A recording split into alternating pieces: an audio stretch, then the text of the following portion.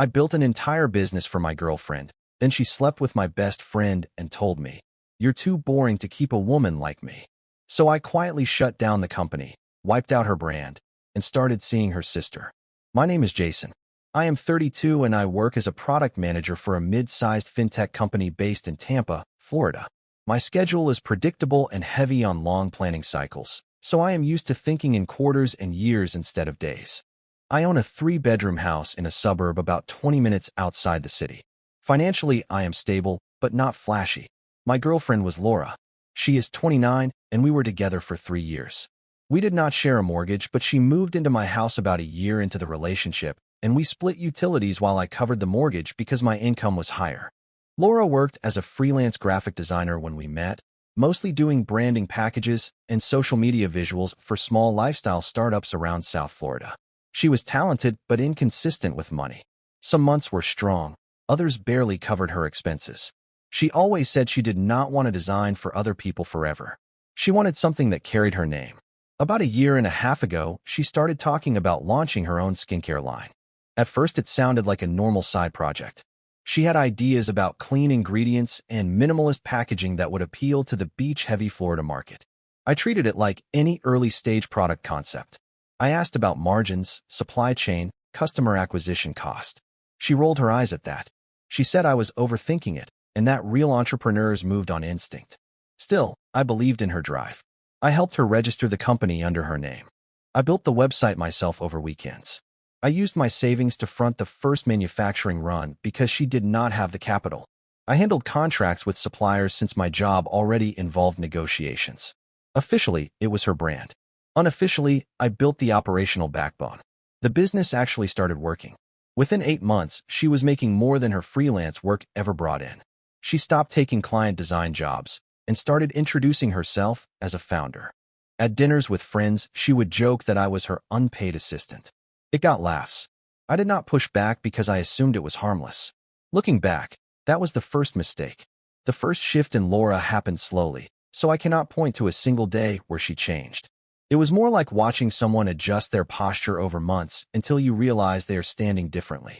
When the revenue started coming in consistently, she stopped asking for input.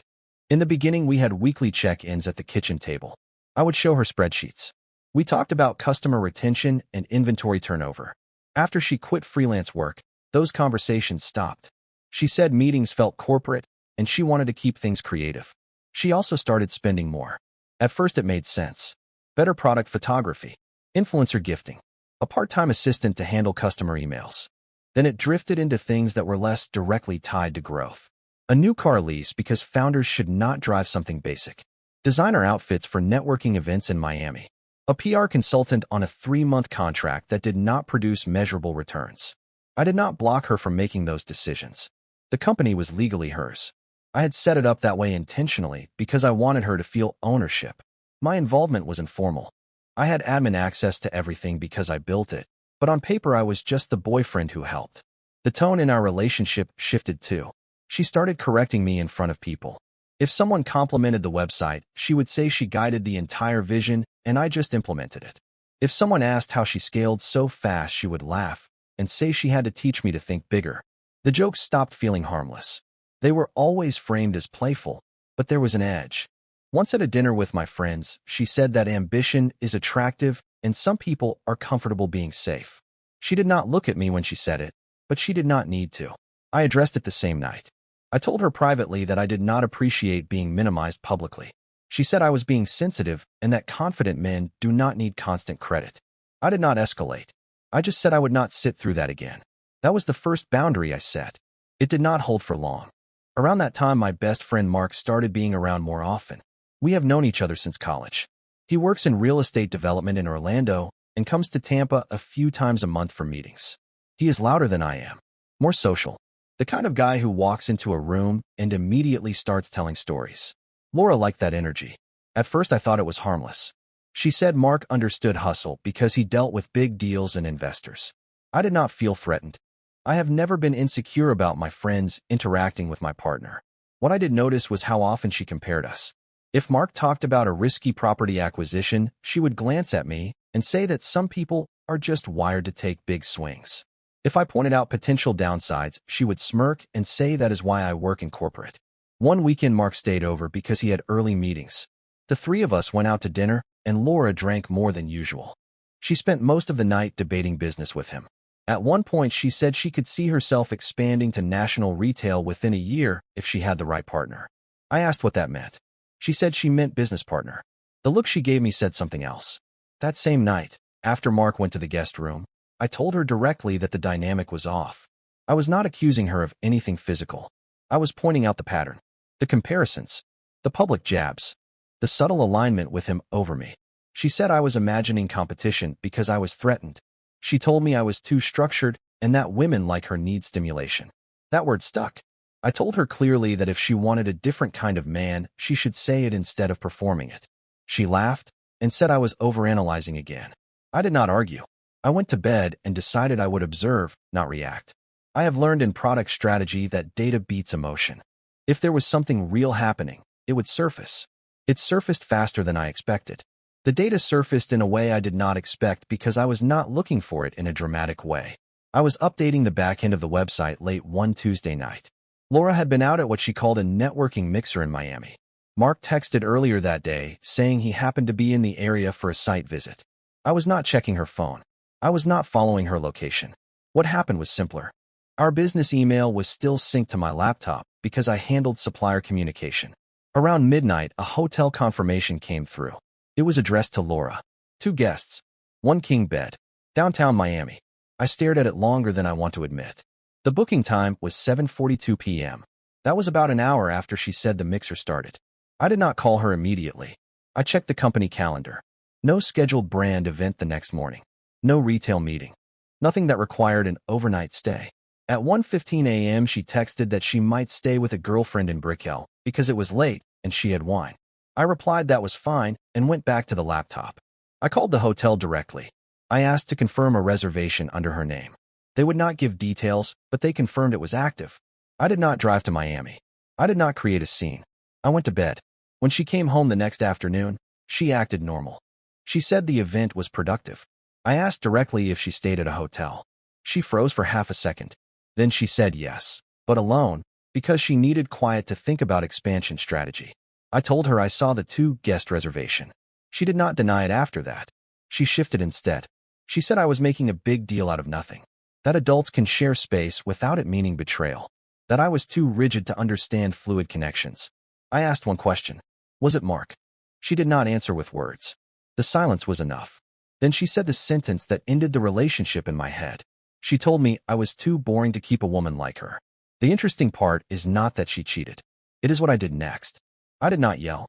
I did not ask for details. I did not try to win her back. The moment she said I was too boring to keep a woman like her, something settled instead of breaking. I told her we were done. Not temporarily. Not for space. Done. She blinked like she expected negotiation. When none came, she shifted again. She said I was overreacting. That it was one night. That successful people do not cling to outdated relationship rules. I reminded her that this was my house and solely in my name. I told her she had 24 hours to pack and find somewhere else to stay. I was clear that after that, I would change the locks. I followed it up with an email that same afternoon documenting the move-out deadline, so there would be no confusion later. She called me dramatic. I told her I was being decisive. Then I did something she did not anticipate. The company might have been in her name, but the infrastructure was mine. I owned the server hosting account. I built the payment processing pipeline under a merchant account tied to my LLC because it was easier at the time. The supplier contracts were negotiated by me and required my signature for volume pricing. I had never hidden that. She had simply never cared about the details. That evening I logged into everything and mapped dependencies. Hosting, payment processor, email marketing software, CRM, warehouse agreement, influencer affiliate dashboards. I did not delete anything impulsively. I exported backups. I documented credentials. I spoke to a lawyer friend the next morning to confirm it was within my rights to withdraw my personal assets and services from a company that was not contractually bound to me. I was. Over the next week, I began unwinding it. I canceled the merchant account effective in 30 days. I notified the supplier that future purchase orders would require renegotiation without my volume guarantee. I transferred the website files to her with notice that hosting under my account would end on a fixed date. I did not sabotage. I withdrew support. Laura did not notice immediately because sales were still flowing. She noticed when payouts paused and customers started emailing about failed checkouts. That conversation was far less confident than the one in my kitchen. She was already staying at a short-term rental by the time the operational cracks started showing. I had changed the locks exactly 24 hours after our conversation, like I said I would. Her things were packed neatly by the front door when she came back with her sister to collect them. I was present the entire time. No shouting. No theatrics.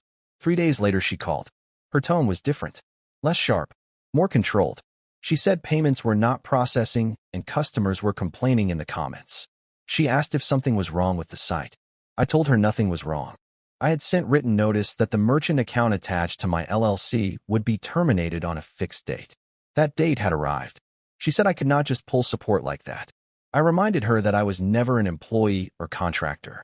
There was no agreement locking me in. I had funded the initial production run from my personal savings. I had provided infrastructure under my own business accounts. All of that was voluntary. She accused me of trying to destroy her. I corrected her. I said I was removing myself. There is a difference. She said I was being petty because she chose someone more exciting. That word again. Exciting. I asked if Mark was planning to step in and rebuild the back end. She went quiet. Then she said he was not technical, but he believed in her vision. Belief does not replace payment processors. Within a week, her supplier contacted her about minimum order quantities. Without my volume guarantee pricing, her margins were cut in half. The PR consultant invoice came due. Influencers started asking about delayed affiliate payouts. She called again, this time angrier. She said I was ruining years of her work over one mistake. I reminded her that I built the structure that allowed those years to exist. Then she said something that shifted the story again. She told me Mark was not answering her calls either. When she told me Mark was not answering her calls, I felt something I did not expect. Not satisfaction, just confirmation. I had already stopped speaking to him. The night I confirmed the hotel booking, I sent him one message asking if there was anything he wanted to tell me. He replied the next morning with a generic line about adults making complicated choices. I did not respond after that. I blocked him and moved on. Laura, however, seemed genuinely surprised that he was distancing himself. She showed up at my office building unannounced that Friday afternoon. Security called up because she insisted it was urgent. I agreed to meet her in the lobby to avoid a scene. She looked tired. No makeup. Hair tied back. It was the first time in months she did not look curated for an audience. She said Mark told her he needed space because things escalated too quickly. He was not ready for a serious relationship. He had thought she understood that. I asked her what exactly she thought sleeping with him would lead to. She said she assumed two ambitious people would build something powerful together. That he would invest. That he would help her scale nationally. I reminded her that Mark flips properties. He does not run e-commerce operations. She said I was being cold.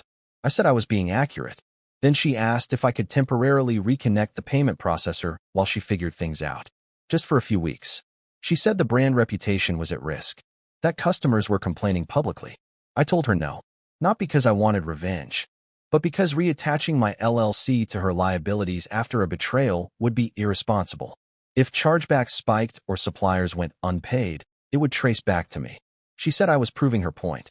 That I lacked passion. I told her passion without loyalty is just chaos. She stood there for a moment like she expected me to soften. I did not. As she walked out of the lobby, I blocked her and realized something else. Her sister had been the one helping her move out. And unlike Laura, her sister had not laughed at me once. Her sister's name is Emily. She is 27 and works as a pediatric nurse at a hospital in Clearwater. Practical job. Long shifts. No interest in startup culture or influencer events. We had always been friendly, but not close. She would come to family dinners and mostly observe. The day Laura moved out, Emily did most of the physical work. She carried boxes without commentary. When Laura started making comments about how intense I was being, Emily told her to focus on packing. That was the only time she pushed back, but it was noticeable. A few days after the office lobby incident, Emily texted me. She said she did not want to be in the middle, but she felt I deserved to know that Laura had been talking to Mark for months before the hotel night. Not physical at first, just late calls, private jokes, complaints about me being predictable. I thanked her for telling me. I did not ask for more detail. There was nothing to salvage. She apologized on behalf of her family for the way things unfolded. I told her she did not owe me anything. Adults make their own choices. Over the next 2 weeks, Laura's brand unraveled publicly. Customers posted screenshots of failed payments. Influencers removed affiliate links. Without inventory financing, she could not restock bestsellers. Negative reviews started appearing. I did not comment anywhere. I did not expose her. I did not tell mutual friends the full story unless asked directly. Mark never reached out again. One evening, Emily asked if I wanted to grab coffee. She said she had been dealing with the fallout at family gatherings and needed neutral ground to talk. I hesitated for about a minute before agreeing. Not because I was trying to start something, because I wanted closure that did not involve chaos. We met at a small place near the water. She looked exhausted from a 12-hour shift. No pretense. No performance. She asked me one question. Did you ever feel like you had to shrink so she could feel bigger? I answered honestly. Yes. That conversation lasted 2 hours. It was the first time in months I did not feel like I was defending my stability. And that is when the situation became more complicated. I want to be clear about something before people jump to conclusions. I did not pursue Emily out of revenge. I did not message her first with some calculated plan to hurt Laura. If anything, I was cautious to the point of overcorrection. After that first coffee, we did not text daily. We did not flirt. We talked maybe once a week. Mostly about normal things. Her hospital stories without violating privacy. My work projects. Neutral ground. What changed was how calm it felt. Emily does not talk about ambition as performance. She works 12-hour shifts, comes home tired, and repeats it the next day. There is no audience. No curated image. She does not measure value by who is watching. About a month after Laura moved out, her company officially paused operations. The website went dark. Social accounts stopped posting. I know because mutual friends mentioned it, not because I was checking. Laura tried once more to contact me through a new email address. She said I sabotaged her life, that if I had supported her through one mistake, none of this would have happened. I did not respond. The truth is simpler. I removed my infrastructure. The rest collapsed because it was never as independent as she claimed. Emily and I ran into each other again at a family birthday gathering for their mother. I debated not going, but her mom had always treated me kindly and invited me directly. I went for an hour. Laura avoided eye contact. Mark was not there. At one point, Laura pulled Emily aside, and they argued quietly in the kitchen. I did not hear the words, but I saw the dynamic. Laura pointing. Emily standing still. Later that night, Emily texted me. She said Laura accused her of betraying family by talking to me. I asked Emily if she was comfortable continuing to see me, even casually, knowing the tension. She said she was tired of living according to Laura's emotional storms. That was the first moment I realized this might become public and irreversible. About 2 weeks after that family gathering, Emily came over to my house for dinner. Nothing dramatic. I cooked. We ate at the kitchen table where Laura and I used to do business reviews. The difference was there was no performance in the room. We talked directly about what this would mean. Emily said she had spent most of her life cleaning up after Laura's emotional decisions, covering shifts, smoothing family arguments, taking the quieter role so Laura could be the loud one. She was done doing that. I told her I would not move forward unless she was fully comfortable with the consequences. I was not interested in secrecy. If we dated, it would be openly. No hiding. No triangulation. She agreed. The next weekend, we went to a public art event in Tampa. Nothing intimate. Just visible. A mutual friend saw us. By the following Monday, Laura knew. She called from a blocked number. I answered once because I assumed it might be business-related. It was not. She said I was predictable in the worst way, that I could not attract someone new, so I settled for her sister, that I was trying to hurt her because I could not compete with Mark. I let her finish. Then I said something I had not needed to say until that moment. I did not choose your sister to compete. I chose her because she does not need an audience to feel valuable. She told me I was destroying her family. I responded calmly that she made her choices. I made mine. Then I hung up and blocked that number too. It has been 8 months now. Emily and I are still together. Slow. Stable. No brand launches. No dramatic speeches about ambition. She works her shifts. I work mine. We eat dinner without anyone trying to win. Laura's company never relaunched. Mark moved on to another city for a development project. I have not spoken to him since. If being boring means consistent, loyal, and unwilling to finance my own disrespect, I am comfortable with that label. Some people confuse chaos with excitement. I do not.